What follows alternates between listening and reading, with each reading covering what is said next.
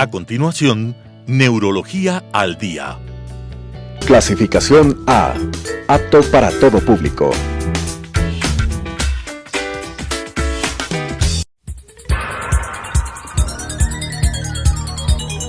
Las opiniones vertidas en este espacio por la producción y dirección del programa son de exclusiva responsabilidad de sus autores y de quienes intervienen en ellos.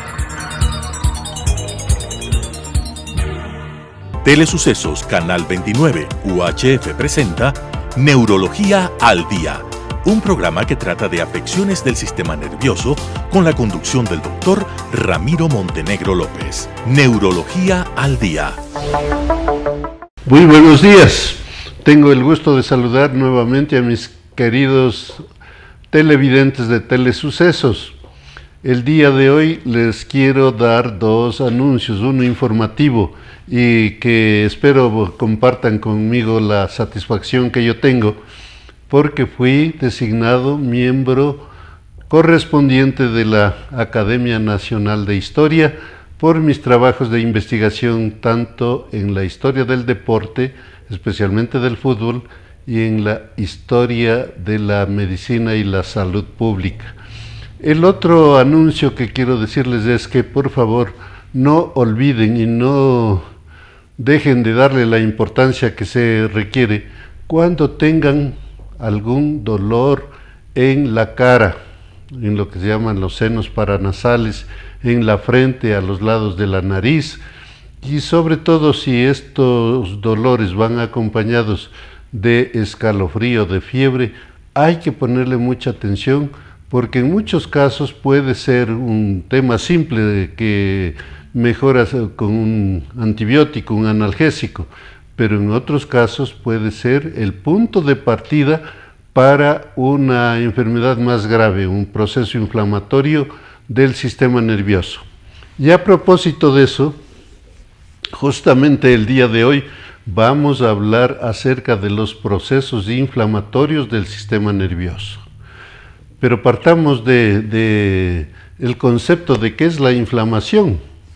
La inflamación es un proceso que se produce o puede producirse en cualquier sector, en cualquier zona del organismo, cuando esta zona o el organismo en general ha sido sometido a un factor de agresión, que puede ser de cualquier tipo, de tipo infeccioso, parasitario, de tipo traumático, de tipo tóxico. Frente a esos factores de agresión, el organismo reacciona, pone en marcha su capacidad inmunológica y a través de los elementos figurados de la sangre específicamente, se generan una serie de procesos químicos, una serie de procesos de rechazo a la agente causante de la inflamación, y el resultado pues es el de alteración de la estructura de los tejidos, que a la vez da una serie de síntomas como veremos de inmediato. ¿Cuáles son estos síndromes inflamatorios del sistema nervioso? Aquí también es menester que hagamos un repaso acerca de la terminología. En medicina, todo aquel término que lleva un sufijo itis significa inflamación. Por ejemplo, si nos referimos a la inflamación de los senos paranasales, hablamos de sinusitis. Si es que hablamos de amigdalitis, significa que las amígdalas son las inflamadas. Y así tendremos cualquier otro término, gastritis, en fin, miositis en el caso de la inflamación de los músculos, y cualquiera de estos órganos, cuando están sujetos a un proceso inflamatorio, la enfermedad tiene un sufijo terminado en itis, amigdalitis, apendicitis, etcétera, etcétera.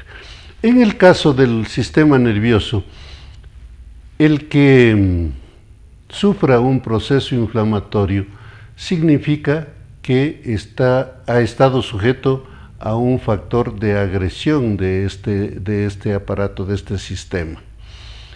y en este caso hablamos de que cuando la inflamación está restringida a una de las capas que envuelven al cerebro, las que se denominan meninges, hablaríamos de meningitis. Y un poco más específicamente, estas capas que rodean al cerebro son tres: una interior o inferior, que se llama la aracnoides, una por encima de esta que se llama la más inferior es la pía madre, por encima de ella está la aracnoides y por encima la dura madre. Cuando el proceso inflamatorio afecta sobre todo a la pía madre y a la aracnoides, hablamos de un proceso de leptomeningitis. En tanto que si el proceso inflamatorio afecta sobre todo a la dura madre, es decir, la capa más externa que rodea al cerebro, hablamos de paquimeningitis. Pero en términos comunes o de más frecuente uso, cuando hay un proceso inflamatorio de estas cubiertas que están alrededor del cerebro, hablamos de meningitis. En definitiva, la meningitis es un proceso inflamatorio que involucra a las cubiertas meningias del cerebro. Pero si bien es cierto, la infección o el proceso inflamatorio puede estar restringido a las meninges en la mayor proporción, pero también participa en muchos casos el tejido cerebral que está por debajo, en cuyo caso ya no hablaríamos solamente de meningitis, sino de lo que se denomina una meningoencefalitis. ¿Por qué? Porque en el proceso inflamatorio están involucrados tanto las meninges como también el parénquima cerebral, el encéfalo, por eso el nombre de meningoencefalitis. ¿Y por qué se produce esta meningitis, esta meningoencefalitis, que puede ser de tipo agudo, de tipo subagudo y de tipo crónico? Ahora vamos a abordar el caso del cuadro agudo, lo que se llama una meningitis aguda. ¿Por qué puede producirse? Puede producirse tanto por la presencia de agresores de tipo infeccioso, por bacterias, por virus, por parásitos, por hongos. Es decir, que hay un agente que termina provocando esta meningitis. Pero también esa inflamación meningia puede producirse en forma aséptica, es decir, sin la presencia de gérmenes infecciosos, cuando el sistema nervioso ha sido agredido por otros factores. Por ejemplo, si es que un paciente ha sido sometido a una intervención quirúrgica y ha recibido anestésicos por vía intrarraquídea, es decir, a través de una punción que se hace en la espalda, ese anestésico puede desencadenar un proceso inflamatorio de las meninges. Asimismo, hay casos en los cuales se utiliza esta vía intrarraquídea para inyectar ciertos medicamentos, como en el caso de ciertas leucemias, que se utiliza la vía intrarraquídea para dar medicamentos antineoplásicos. O, ventajosamente, ahora ya se va dejando de lado, pero en épocas pasadas, hasta hace poco, se utilizaba también la vía intrarraquídea para hacer estudios diagnósticos de las enfermedades de la médula.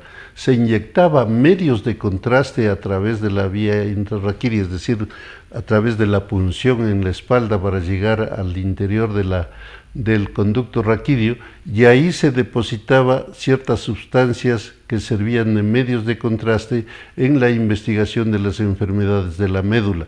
Entonces, en estos casos no había un agente infeccioso, un agente parasitario, viral, bacteriano, pero sí el agente químico que producía o desencadenaba este proceso inflamatorio. Cuando hablamos de infecciones y nos referimos a meningitis aguda bacteriana, significa que el agente productor de la meningitis es alguna de las múltiples bacterias que están involucradas en la producción de meningitis. Estos son los gérmenes que han sido descritos y son muy numerosos, con la consideración de que determinados gérmenes, determinadas bacterias están presentes predominantemente en determinados grupos de edades. Y así, por ejemplo, en los neonatos, en los recién nacidos, los gérmenes que pueden provocar meningitis son adquiridos a través del paso al momento del nacimiento por el conducto vaginal. Por lo tanto, los gérmenes podrían ser los existentes en la flora bacteriana vaginal. Por lo tanto, pueden ser estreptococos, estafilococos y sobre todo Escherichia coli, que produzcan los cuadros de meningitis en los recién nacidos. Y conforme se va creciendo en edad, van variando un poco los gérmenes. Más tarde son frecuentes unos gérmenes que se llaman Haemophilus influenza, Neisseria meningitidis, estreptococos, estafilococo dorado, Streptococcus pneumoniae. Es decir, hay una muy amplia variedad de gérmenes que pueden provocar meningitis. ¿Y cómo la provocan? Para que se produzca el proceso de la meningitis, se necesita que estos gérmenes accedan al torrente circulatorio, es decir, están circulando en la sangre. A este proceso se llama bacteremia. Es decir, que cuando existe bacteremia, es muy probable que esta bacteremia alcance las meninges, alcance en el interior del cráneo, rompiendo los mecanismos de defensa que tiene el cerebro, especialmente una estructura que se llama la barrera hematoencefálica.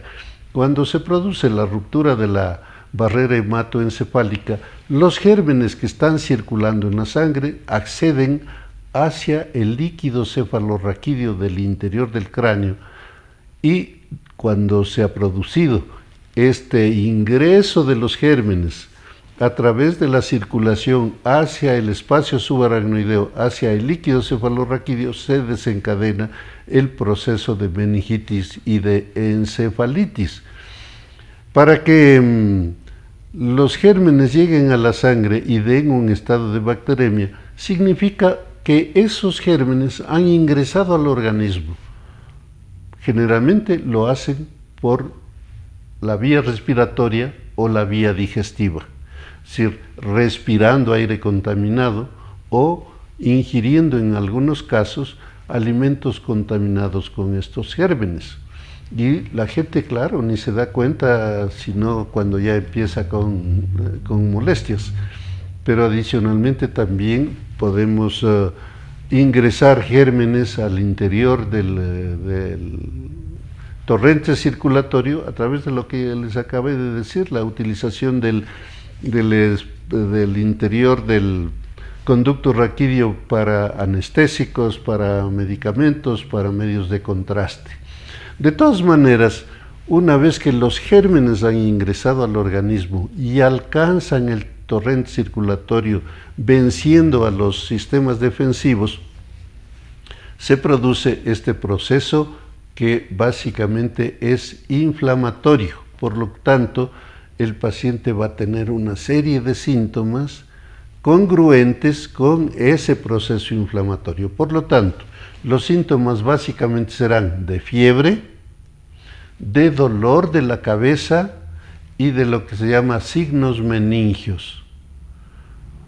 De manera que tengan ustedes presente que cuando una persona se empieza a quejar así en forma intempestiva de dolor de la cabeza, y si ese dolor de la cabeza va creciendo, es decir, es lo que llamamos una cefalea o dolor de cabeza agravativo, es decir, que conforme pasan las horas se va haciendo más intenso y se acompaña de escalofrío y de fiebre, hay que pensar en la posibilidad de meningitis. El primer diagnóstico que hay que descartar es que ese paciente que está quejándose de dolor de cabeza y que tiene fiebre y que tiene rigidez del cuello, que tiene a veces también dolor de la espalda, puede tener meningitis.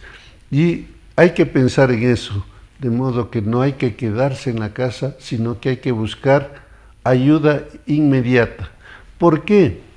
Porque tiene una connotación diferente. Si el cuadro de meningitis es diagnosticado dentro de las primeras 24, máximo 48 horas, el pronóstico es muy bueno. El paciente logra recuperarse con el tratamiento apropiado, por supuesto, logra recuperarse al 100%.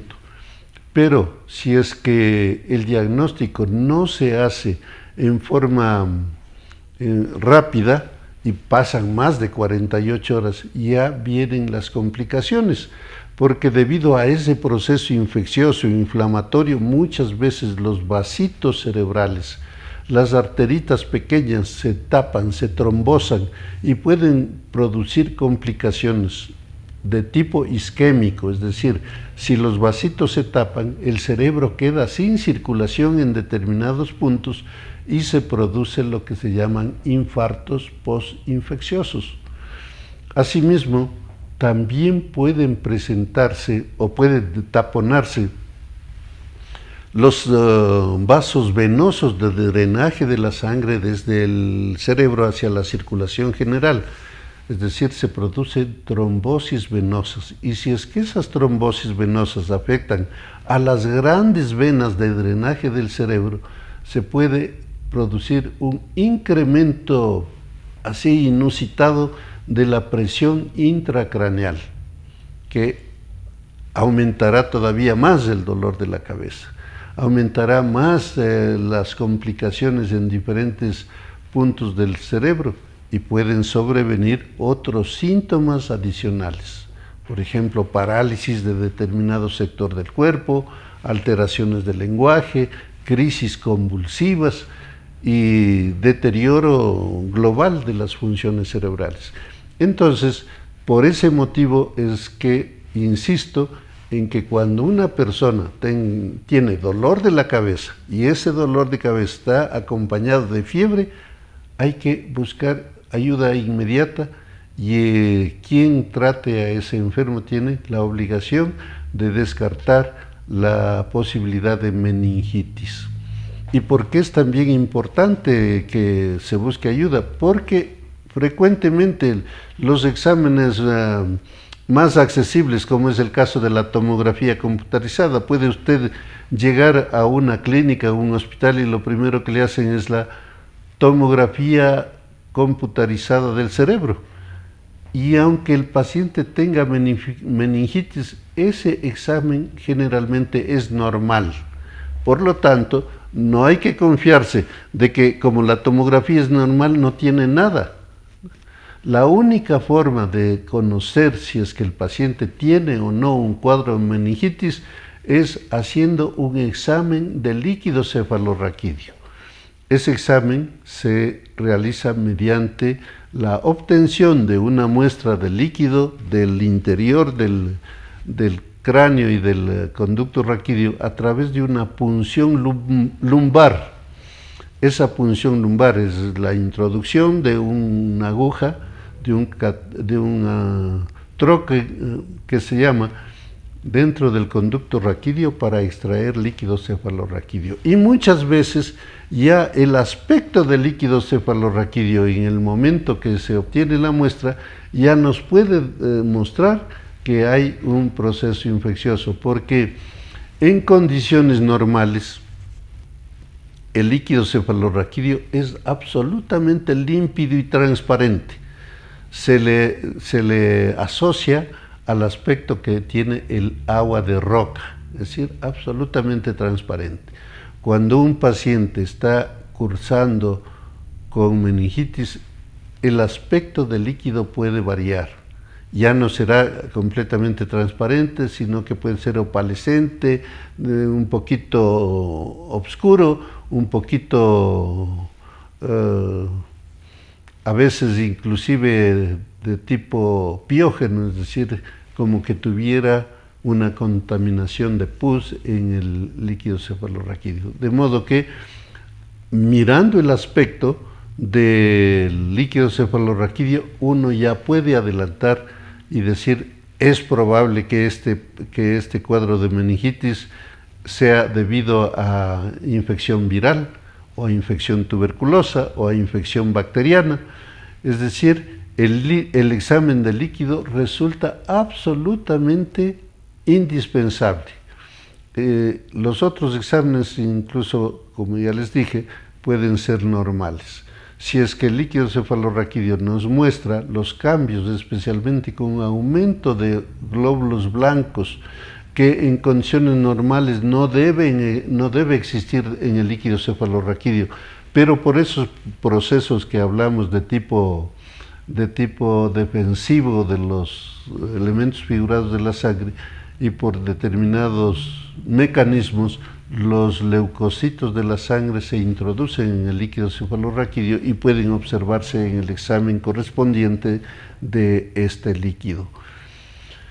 En otras ocasiones, también el dolor de la cabeza, junto con fiebre, puede ser causado por lo que ya en algún momento hablamos, la hemorragia subaracnoidea, es decir, la presencia de sangre por debajo de las meninges. De modo que cuando hacemos la punción lumbar ya podemos diferenciar con absoluta exactitud si el proceso es de tipo inflamatorio infeccioso o si es de tipo inflamatorio no infeccioso por presencia de sangre en el líquido cefalorraquídeo.